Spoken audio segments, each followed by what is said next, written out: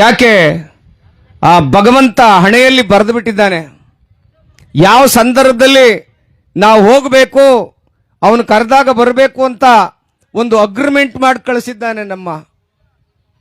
ಹಾಗಾಗಿ ಇವತ್ತು ಈ 11 ದಿನದಲ್ಲಿ ಅವರ ಅಂತ್ಯ ಆಗಿದೆ. ಇವತ್ತು ಭೂಮಿಗೆ ಶಾಂತಿಯನ್ನು ಮಾಡುವಂತ ಕಾಯಕದಲ್ಲಿ ನಾವಿದ್ದೇವೆ.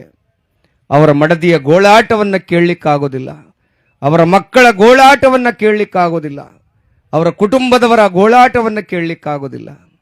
ಅದಕ್ಕೆ ತಾಯಿ ತಂದೆ ಮನೆಯಲ್ಲಿದ್ದರೆ ಒಂದು ಶೋಭೆ, ಒಂದು ಗೌರವ, ಒಂದು ದೊಡ್ಡ ಸಂಪತ್ತು.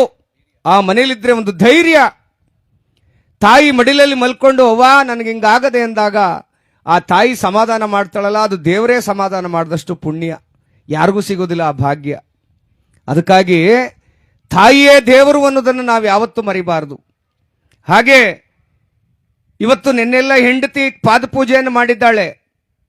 ಅದು ಅವರವರ ಸಂಸ್ಕಾರ ಸಂಸ್ಕೃತಿ, ಮಾಡಲಿ, ಒಳ್ಳೆಯದು. ಗಂಡನ ಆಶೀರ್ವಾದವನ್ನು ಪಡೆಯೋದು, ನನ್ನ ಗಂಡ ಸುಖವಾಗಿರಲಿ ಅಂತ ಬಯಸೋದು ಹೆಣ್ಣಿನ ಒಂದು ಧರ್ಮ, ಅದು ಅವಳ ಪ್ರೀತಿ, ಅದು ಮಾಡ್ತಾಳೆ. ಆದರೆ ದಿನನಿತ್ಯ ಪೂಜೆ ಮಾಡ್ತಾರಲ್ಲ, ಹಂಗೆ ಮಾಡಬಾರ್ದು. ಒಂದೇ ಥರ ಇರಬೇಕು ಪೂಜೆ. ಒಂದಿನ ಪೂಜೆ ಮಾಡಿಬಿಟ್ಟು ಹೊತ್ತಿಗೆ ದವಡೆ ಅಲ್ಲುದ್ರೋಗಂಗೆ ಹೊಡೆದ್ರೆ ಅವನೇನಾದನು. ಕೆಲವು ಜನ ಪೂಜೆ ಹೆಂಗೆ ಮಾಡ್ತಾರೆ ನೋಡಬೇಕು. ಯಾವ್ದಾರ ಚೀಟಿಗೆ ದುಡ್ಡು ಕೊಡಲಿಲ್ಲ ಅಂದರೆ ಒಳ್ಳೆ ಪೂಜೆ. ಅವತ್ತು ಯಾರು ಹೆಂಗಸರ ಜೊತೆಲಿ ಮಾತಾಡ್ತಾ ಇದ್ದ ಅಂತ ಗೊತ್ತಾಗ್ಬಿಟ್ರಂತೂ ಅವತ್ತು ದೊಡ್ಡ ಪೂಜೆನೇ ಆಗೋಯ್ತದೆ. ಅವತ್ತು ಅವೆಲ್ಲ ಬೇಡ, ಬಿಡಬೇಕು ಅವೆಲ್ಲನೂ. ಗಂಡ ಹೆಂಡಿರ ನಡುವೆ ಅನುಬಂಧವಿರಬೇಕು ವಿನಃ ಅನುಮಾನ ಪ್ರಾಪ್ತವಾಗಬಾರ್ದು. ಅದಕ್ಕಾಗಿ ನಾವು ಪ್ರೀತಿಯಿಂದ, ತಾಯಿ ಹೇಗೋ ಆ ಮನೆಯಲ್ಲಿ, ಹೆಂಡತಿಯೂ ಹಾಗೆ ಆ ಮನೆಯಲ್ಲಿ. ತಾಯಿ ಹೆಂಡತಿ ಎಲ್ಲ ಒಂದೇ, ಆದರೆ ಆ ಕೆಲಸಗಳು ಬೇರೆ, ಅಧಿಕಾರ ಹಂಚಿಕೆ ಬೇರೆ. ತಾಯಿ ಅಂತ ಒಂದು ಅಧಿಕಾರ, ಸೊಸೆ ಅಂತ ಒಂದು ಅಧಿಕಾರ, ಕೆಲಸಗಳು ಬೇರೆ, ಆದರೆ ಜೀವವೆಲ್ಲ ಒಂದೇ. ಅದಕ್ಕೆ ದೊಡ್ಡವರು ಹೇಳ್ತಾರೆ, ಹೆಂಡತಿಯನ್ನು ಪ್ರೀತಿಸೋಣ, ತಾಯಿ ತಂದೆಯರನ್ನು ಗೌರವಿಸೋಣ, ಅವ್ರಿಗೂ ಕೂಡ ಅನ್ನ ಹಾಕಿ ಪ್ರೀತಿಯಿಂದ ಕಾಪಾಡೋಣ. ದೇವ್ರ ಮುಂದ್ಗಡೆ ಕುಳಿತುಕೊಂಡು ಮುಷ್ಟಾನ್ನ ನೈವೇದ್ಯ ಇಟ್ಟು ಮನೇಲಿ ಬಂದು ಅಪ್ಪ ಅಮ್ಮನಿಗೆ ಬಾಯಿಗೆ ಬಂದಂಗೆ ಬೈದ್ರೆ, ಅತ್ತೆ ಮಾವದ್ರ ಜೊತೆಲಿ ಜಗಳ ಆಡಿದ್ರೆ, ಅಥವಾ ಸೊಸೆ ಜೊತೆಲಿ ಅತ್ತೆ ನೀರು ಜಗಳ ಆಡಿದ್ರೆ ಯಾವ ದೇವ್ರು ತಾನೇ ಸಹಿಸ್ತಾನವ್ವ.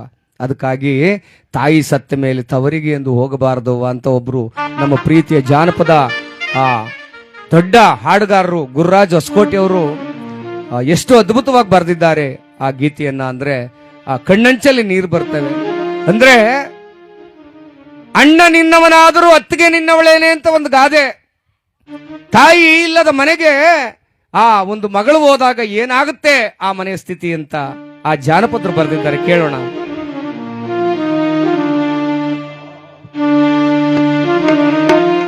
ತಾಯಿ ಸತ್ತ ಮೇಲೆ ತವರಿಗೆ ಎಂದು ಹೋಗಬಾರದವ್ವ,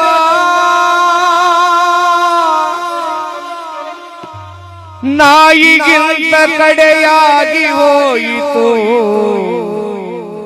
ಎನ್ನ ಬಾಳು ಕೇಳುವ, ನಾಯಿಗಿಂತ ಕಡೆಯಾಗಿ ಹೋಯಿತು ಎನ್ನ ಬಾಳು ಕೇಳುವ.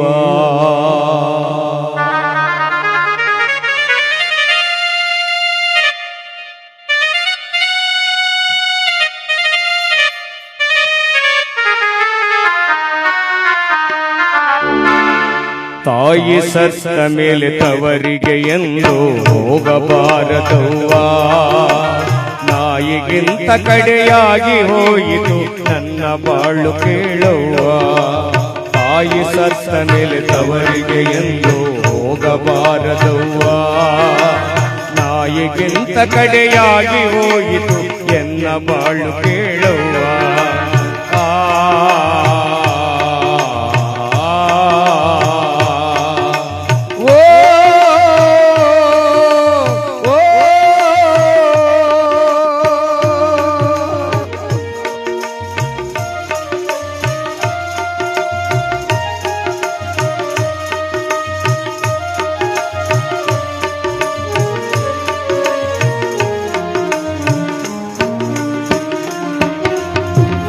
ಮಕ್ಕಳ ಬಡತನ ಸಂಸಾರ ನನ್ನ ನಸುಕಿದಾಗ ಏನ ಮಾಡಲಿ ಬರೆದು ಕಳಿಸ್ಯಾನ ಕರುಣೆ ಇಲ್ಲ ಶಿವಗ.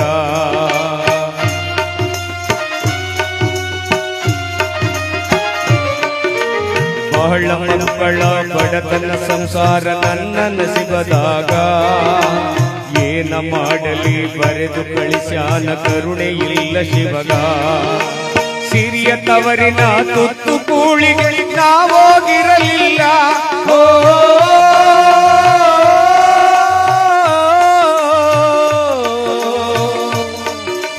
ಸಿರಿಯ ತವರಿನ ತುತ್ತು ಕೂಳಿಗೆ ನಾವೋಗಿರಲಿಲ್ಲ. ಕರಳು ತಡೆಯದೆ ಅಣ್ಣನ ನೋಡಲು ಹೊರಟು ಬಂದೆನಲ್ಲ. ವಾ ಕರಳು ತಡೆಯದೆ ಅಣ್ಣನ ನೋಡಲು ಹೊರಟು ಬಂದೆನಲ್ಲ. ತಾಯಿ ಸತ್ತ ಮೇಲೆ ತವರಿಗೆ ಎಂದು ಹೋಗಬಾರದವ್ವಾ. ತಾಯಿಗಿಂತ ಕಡೆಯಾಗಿ ಹೋಯಿತು ನನ್ನ ಬಾಳು ಕೇಳುವ.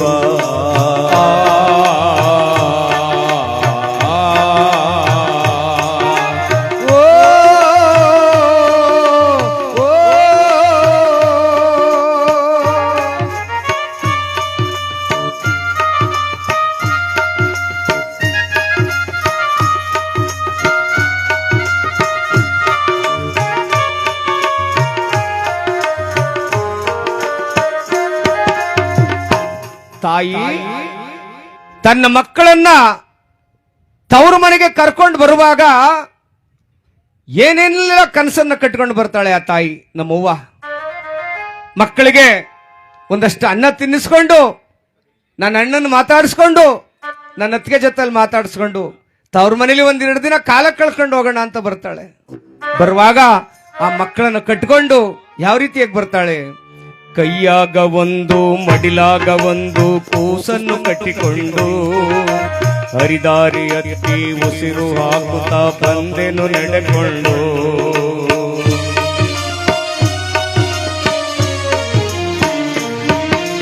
ಕೈಯಾಗ ಒಂದು ಮಡಿಲಾಗ ಒಂದು ಕೂಸನ್ನು ಕಟ್ಟಿಕೊಂಡು ಹರಿದಾರಿ ಹತ್ತಿ ಉಸಿರು ಹಾಕುತ್ತಾ ಬಂದೆನು ನಡೆಕೊಂಡು.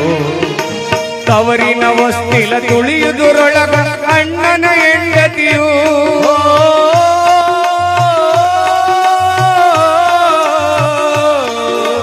ತವರಿನ ವಸ್ತಿಲ ತುಳಿಯುವುದರೊಳಗ ಅಣ್ಣನ ಹೆಂಡತಿಯು ಕಂಡರು ಕಾಣಿಸದಂಗ ಹೋದಳು ಇಲ್ಲ ಕರೆವ ಗತಿಯು. ಅವ್ವಾ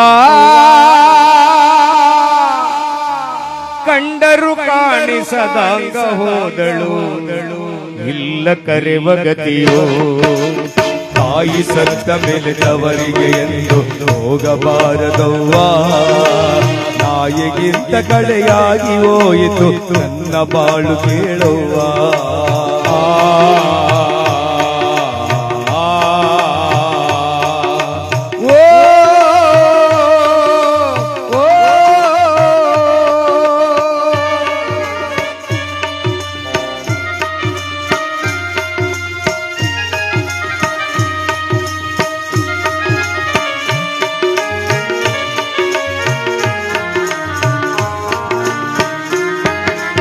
ಎತ್ತಿಯ ಮ್ಯಾಲ ಬಿಸಿಲು ಬಂದಿತ್ತು ಮಕ್ಕಳು ಚಡಪಡಿಸಿ. ನೀರಿಗಾಗಿ ಕಣ್ಣೀರ ಹಾಕುತ್ತಾ ಅತ್ತಾವ ದುಃಖಿ ದುಃಖಿಸಿ.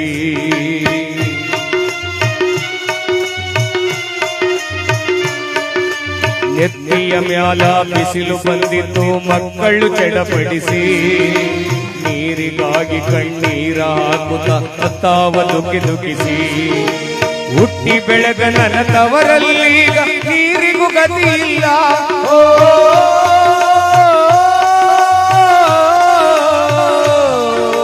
ಹುಟ್ಟಿ ಬೆಳೆದ ನನ್ನ ತವರಲ್ಲೀಗ ನೀರಿಗೂ ಗತಿ ಇಲ್ಲ.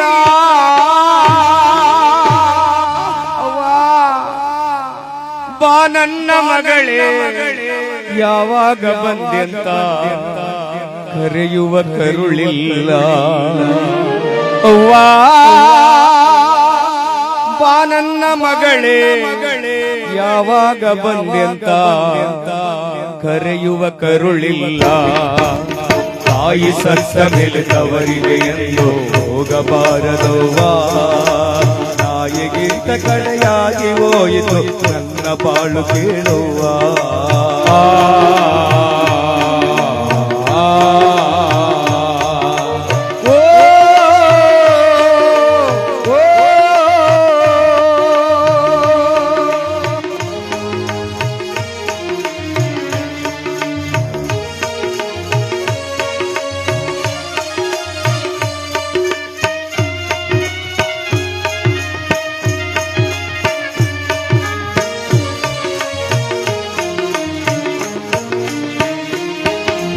ಕೆಲಸದ ಮ್ಯಾಲ ಹೋಗಿದ್ದ ಅಣ್ಣಯ್ಯ ಮನೆಗೆ ಬಂದಿದ್ದ. ದಿಕ್ಕು ಇಲ್ಲದ ತಂಗಿಯ ನೋಡಿ ಬಿಡಾಕ ಅವ ಕರೆದ.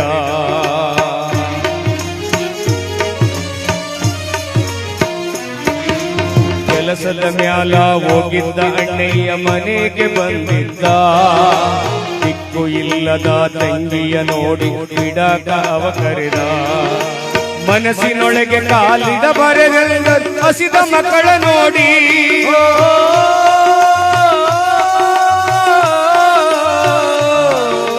ಮನಸ್ಸಿನೊಳಗೆ ಕಾಲಿಡ ಬರೆದೆಂದರು ಹಸಿದ ಮಕ್ಕಳ ನೋಡಿ. ಒಲ್ಲದ ಮನಸ್ಸಿನಿಂದ ಒಳಗೆ ಹೋದೆನು ಅಣ್ಣನ ಜೊತೆಗೂಡಿ. ಅವ್ವಾ ಒಲ್ಲದ ಮನಸ್ಸಿನಿಂದ ಒಳಗೆ ಹೋದೆನು ಅಣ್ಣನ ಜೊತೆಗೂಡಿ.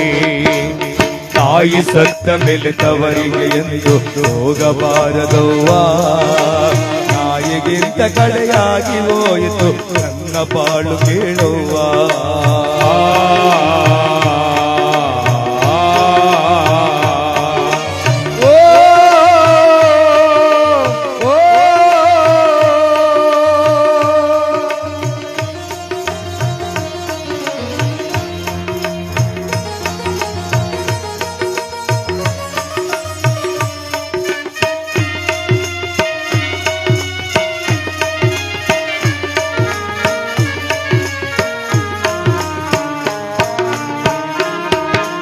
ಒಳಗೆ ಬಂದ ಅಣ್ಣನಿಗೆ ಅತ್ತಿಗೆ ಕಿವಿಯಾಗ ಹೇಳ್ಯಾಳು. ಬಾಯಿ ಮುಚ್ಚಿ ಸುಮ್ಮನೆ ಕೂರೋ ಅಂಗ ತಲೆಯಾಗ ತುಂಬ್ಯಾಳು.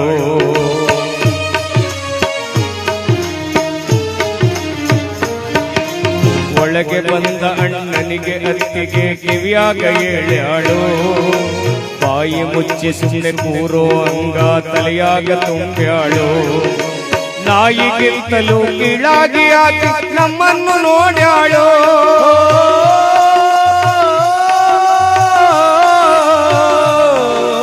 ನಾಯಿಗಿಂತಲೂ ಕೀಳಾಗಿ ಆಕೆ ನಮ್ಮನ್ನು ನೋಡ್ಯಾಳು. ಚಹಾ ಕುಡಿದು ಬರಿ ತೊಳೆದ ನೀರನ್ನು ಮಕ್ಕಳಿಗೆ ಕೊಟ್ಟಾಳು. ಅವ್ವಾ ಚಹಾ ಕುಡಿದು ಬರಿ ತೊಳೆದ ನೀರನ್ನು ಮಕ್ಕಳಿಗೆ ಕೊಟ್ಟಾಳು. ತಾಯಿ ಸತ್ತ ಮೇಲೆ ತವರಿಗೆ ಎಂದು ಹೋಗಬಾರದವ್ವಾ. ನಾಯಿಗಿಂತ ಕಡೆಯಾಗಿ ಹೋಯಿತು ನನ್ನ ಬಾಳು ಕೇಳುವ.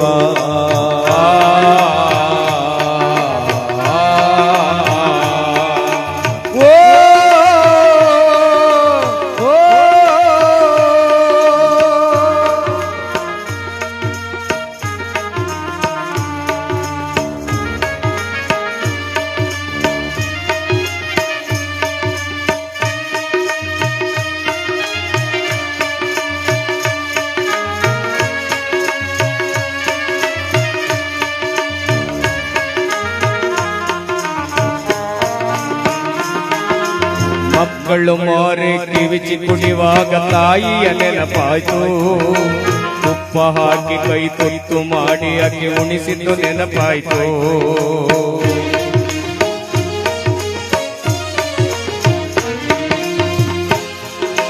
ಮಕ್ಕಳು ಮಾರೆ ಕಿವಿಚಿ ಕುಡಿವಾಗ ತಾಯಿಯ ನೆನಪಾಯ್ತು. ತುಪ್ಪ ಹಾಕಿ ಕೈ ತುತ್ತು ಮಾಡಿ ಆಕೆ ಉಣಿಸಿದ್ದು ನೆನಪಾಯ್ತು. ಗಂಡ ಹೆಂಡಿರು ಉಂಡ ಮುಸುರಿಯ ಮಕ್ಕಳಿಗೆ ಕೊಡುವಾಗ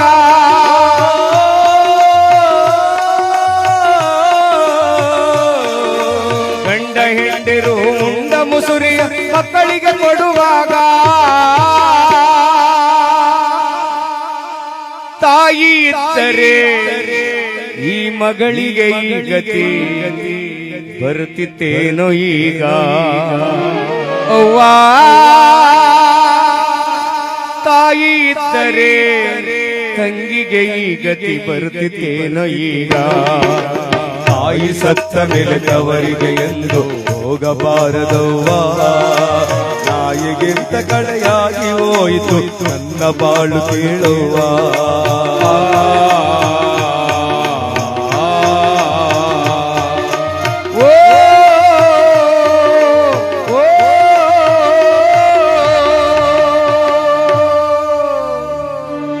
ತಾಯಿ ಸತ್ತ ಮೇಲೆ ತವರಿಗೆ ಎಂದು ಹೋಗಬಾರದವ್ವಾ.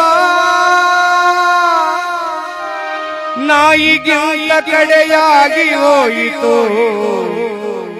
ಎನ್ನ ಬಾಳು ಕೇಳವ್ವ. ನಾಯಿಗಿಂತ ಕಡೆಯಾಗಿ ಹೋಯಿತು ಎನ್ನ ಬಾಳು ಕೇಳುವ.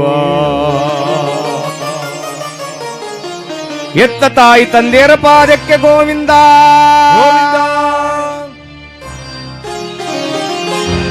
ತಾಯಿಯ ಆ ಹೃದಯವೇ ಶ್ರೇಷ್ಠ.